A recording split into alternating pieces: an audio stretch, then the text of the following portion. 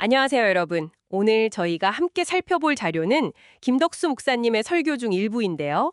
주기도문에 나오는 뜻이 하늘에서 이루어진 것 같이 땅에서도 이루어지이다. 이 구절, 여기에 대한 내용입니다. 네, 맞습니다. 근데 이 설교가 처음부터 좀 흥미로운 질문을 던지더라고요. 그러니까 전능하신 하나님의 뜻은 이미 하늘에서 완벽하게 이루어지고 있을 텐데 왜 우리가 굳이 땅에서도 그 뜻이 이루어지기를 또 기도해야 하냐는 거죠. 그렇죠. 이미 완벽한데 뭘 더 기도하나 뭐 이런 생각할 수 있죠. 이게 그냥 뭐 세상 좀 바꿔달라는 그런 요청일까요? 아니면 뭔가 더 깊은 의미가 있는 걸까요?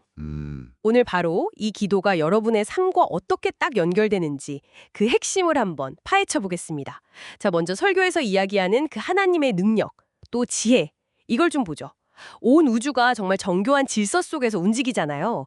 뭐 예를 들면 지구, 달, 태양 이런 것들이 보이지 않는 끈에 매달린 것처럼 어쩜 그렇게 정확한 궤도를 돌까요? 네, 정말 놀랍죠. 신기하죠? 그리고 설교에서 중요한 건 이 놀라운 질서, 또 하나님의 완전하신 뜻이 저 멀리 우주에만 있는 게 아니라 바로 우리 삶, 아주 개인적인 영역까지 다 포함한다는 거예요. 그리고 핵심 전제는 이 하나님은 선하시다는 거죠. 아, 선하시다는 거. 네, 그분의 선한 뜻은 우리가 뭐 기도를 하던 안 하든 이미 존재하고 또 이루어지고 있다. 이런 관점입니다. 네네. 바로 그 지점에서 이제 설교가 본격적으로 들어가는 것 같아요.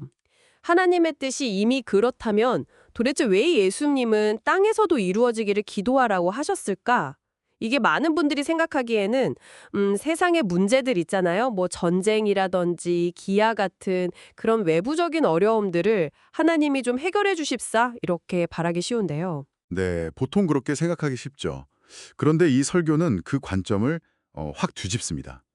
핵심 전쟁터를 밖에 아니라 바로 우리 안으로 가져오거든요. 아, 우리 안으로요? 네, 설교에서는 성경에서 말하는 땅, 이 땅이라는 단어가 종종 인류 전체 또는 더 좁게는 바로 나 자신을 의미한다고 해석해요. 첫사람 아담이 흙, 히브리어로 아다마에서 왔다는 것과 연결해서요. 아, 그렇군요. 땅이 바로 나 자신이다. 와, 이게 이 기도를 완전히 다른 시각에서 보게 만드네요. 맞습니다.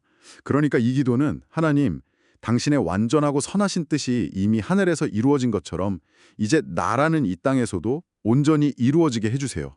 이런 기도가 되는 거죠. 음, 제 삶이 당신의 뜻에 순종하는 그런 하나님 나라가 되게 해주세요.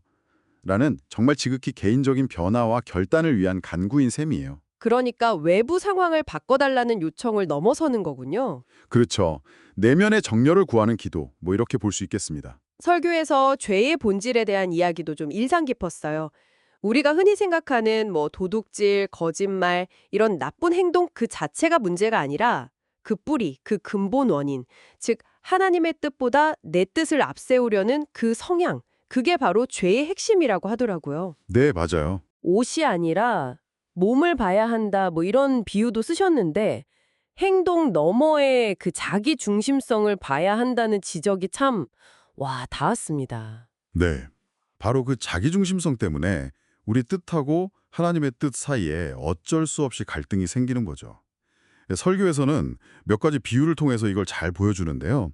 예를 들어서 아이가 막 사탕 달라고 조른다고 부모가 끝없이 주거나 뭐 위험한 칼 같은 걸 쥐어주진 않잖아요. 그쵸. 절대 안 되죠. 네, 그런 것처럼 하나님도 당장 우리가 원하는 만족보다는 우리의 궁극적인 선, 가장 좋은 것을 위해서 때로는 우리의 소원을 거절하실 수도 있다는 거죠.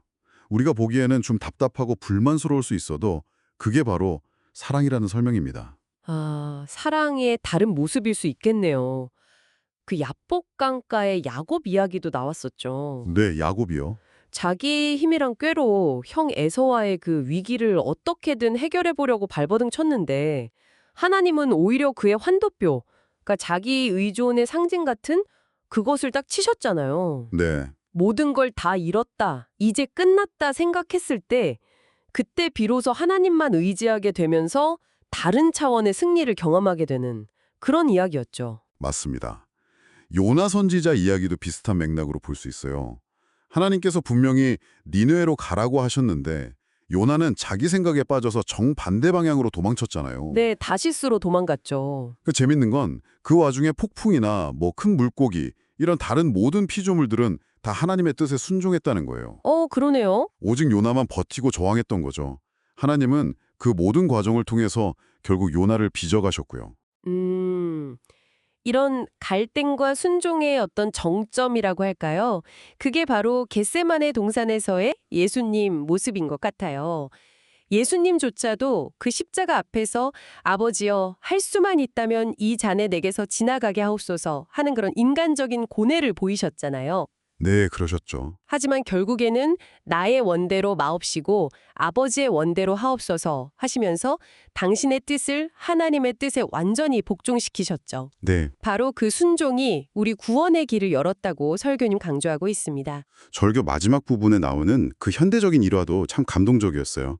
큰 사고를 겪으신 어떤 전정자 집사님이라는 분 이야기였는데 하나님 왜 하필 저에게 이런 일이 이렇게 원망하신 게 아니라 오히려 하나님께서 저를 죽음에서 건져주셨으니 이제부터는 더 잘 섬기겠습니다. 이렇게 고백하셨다는 거예요. 와, 대단하시네요. 네.